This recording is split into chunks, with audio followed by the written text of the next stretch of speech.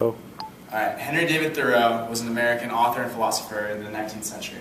He spent a year of his life in Walden Pond, in solitude and solace, just sitting with himself, trying to discover what life meant to him. And this is what he said after returning. I went to the woods because I wanted to live deliberately. I wanted to live deep and suck out all the marrow of life, to put to rout all that was not life, and not, when I had come to die, discover that I had not lived. This really resonates with me. I want to take a look at it a little bit more. I feel like happiness is a puzzle with 1,002 different shifting pieces. What works one day clashes violently the next. We can never quite figure it out.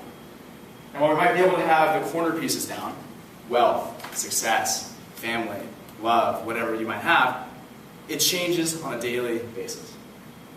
But the one thing that holds all of it together is passion. Passion is something that if you have it, you can live through anything.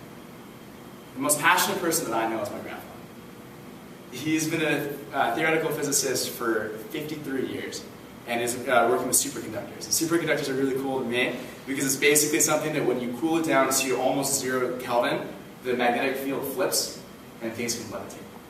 So when I was 12 years old, my grandfather showed me a levitating train in the physics lab at UCSB. You think that would be what I took away from that experience, but it wasn't. It was his energy, and it was his passion, and it was his love for what he was doing, because that was contagious. He calls it being electric, because ripples can fade, but electricity and sparks stay with you. If I put a metal rod out in front of me, and I spark it, it will conduct to everything else that it touches.